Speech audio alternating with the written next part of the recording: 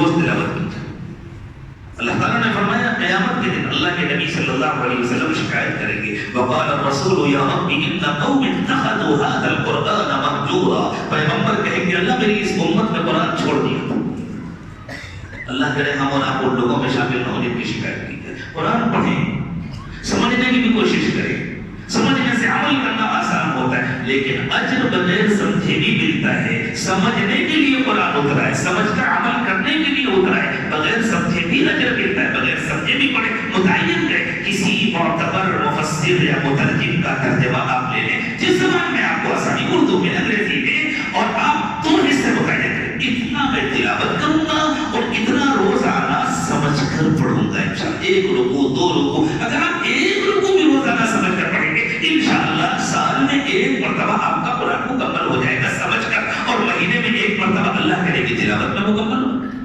تو تلاوت بھی کریں, سمجھنے کی بھی کوشش کریں, لیکن معتبر مصنفین کی ہی تصنیفوں سے استفادہ کریں. اور کہیں کوئی بات نہ سمجھ میں آئے تو خود رائے قائم نہ کریں. کسی معتبر عالم کے پاس جا کر امام صاحب ہم نے جو پڑھا ہے لیکن بات ٹھیک سے سمجھ میں نہیں, ذرا ہم کو سمجھا دیجیے. کیونکہ انہوں نے وقت لگایا, 8 سال 10 سال انہوں نے وقت لگایا. جیسے دوا لے رہے ہوتے ہیں, فائدہ نہیں ہوتا تو ڈاکٹر صاحب سے مشورہ کرتے ہیں, ڈاکٹر صاحب اتنے دنوں سے یہ گولی کھا رہا ہوں, میرے سمجھ میں نہیں آتا, کوئی تبدیلی کرنی ہوتا آپ بتا دی, ڈاکٹر تبدیلی کر دیتے ہیں. اس طرح ہم اپنے علماء کے ساتھ جڑے تھے.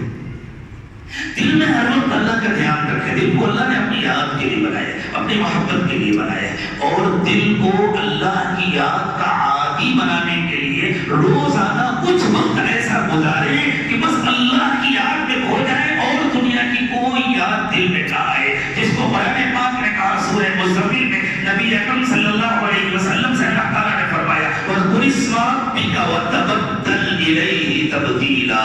اپنے رب کا نام اس طرح لیا کریں آپ کہ ساری مخلوق سے کٹ کر اپنے رب سے رشتہ جوڑ کر کے بیٹھ جائیں. اس کا طریقہ ہمارے بزرگوں نے بتایا. روزانہ 15-20 منٹ کے لیے آنکھیں بند کر کے, جب کچھ نظر نہیں آئے گا تو باہر کے خیالات بھی نہیں آئیں گے, سر جھکا کر دل کی طرف متوجہ ہو کر بیٹھیں اور یہ سوچیں کہ میرے دل میں اللہ کی رحمت آ رہی ہے اور میرا دل اللہ کو یاد کر رہا ہے, اللہ اللہ کہہ رہا ہے. بس یہ تصور کریں کہ دل کہہ رہا ہے اللہ اللہ اللہ اللہ. آپ یقین مانیں چند دن آپ کوشش کر کے دیکھیں, آپ کو ایسا محسوس ہوگا کہ میرا دل اللہ اللہ کہہ رہا ہے. اور اس کے بعد پھر آپ اپنے نمازوں کی لذت دیکھیں, نمازوں کا خشوع دیکھیں. ٹکر مارتے مارتے زندگی گزری جا رہی ہے. اللہ ہمیں خشوع والی نمازیں عطا فرمائے. نمازوں کو خشوع والی بنانے کا یہ نسخہ ہے. باہر کوشش کرنی پڑتی.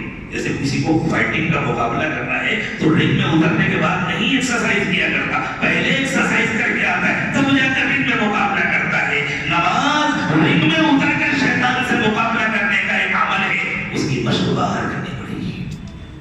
تو روزانہ پابندی کے ساتھ اس طرح مرتب ہے.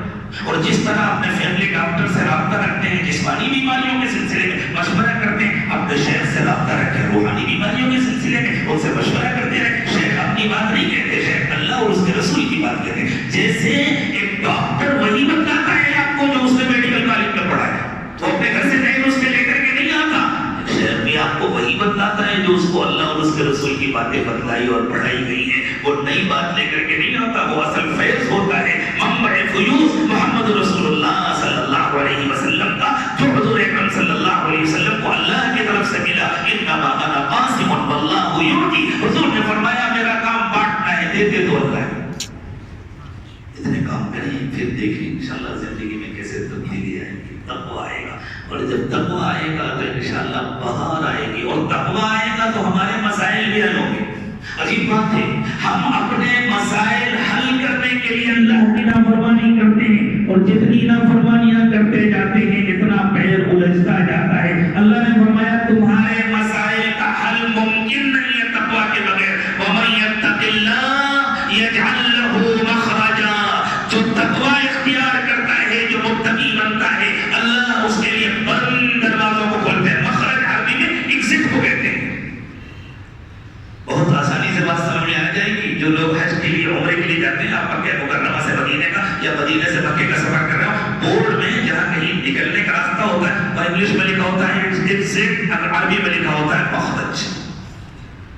یہ جو ہماری زندگی میں دروازے بند ہیں نا, یہ ہمارے گناہوں کے نتیجے میں بند ہے. اللہ کہتے ہیں ہم ان بند دروازوں سے تم کو نکلنے کا راستہ دیں گے. شرط یہ ہے جن راستوں کی تلاش میں ہم نے گناہ کیے، گناہوں کے نتیجے میں وہ راستے گم ہو گئے، راستے ملیں گے متقی بن کر۔ وَمَن يَتَّقِ اللَّهَ يَجْعَل لَّهُ مَخْرَجًا، جو متقی بنتا ہے اللہ اس کے لیے بند راستوں کو کھول دیتے ہیں۔ اور روزی کی تلاش میں گناہ کرتے ہیں، فرمایا جو متقی بنتا ہے وَيَرْزُقْهُ مِنْ حَيْثُ لَا يَحْتَسِبُ، اللہ اس کو ایسی جگہ سے روزی دیتے ہیں کہ وہ سوچ بھی نہیں سکتا، ایسے ڈیل کراتے ہیں، ایسا نفع دیتے ہیں کہ اس کو خیال بھی نہیں آتا کہ اتنا نفع ہو جائے گا، اتنی بڑی ڈیل ہو جائے گی، لیکن اللہ کراتے ہیں تقوی کی برکت سے۔ تو تقوی میں ہماری دنیا کے مسائل کا بھی حل ہے، تقوی میں ہماری آخرت کے مسائل کا بھی حل ہے۔ اللہ ہم سب کو متقی بنا دے، یہ متقی بننے کا راستہ ہے، اللہ کو یاد کرنا، ذکر کرنا، اپنے بروں سے جڑے رہنا،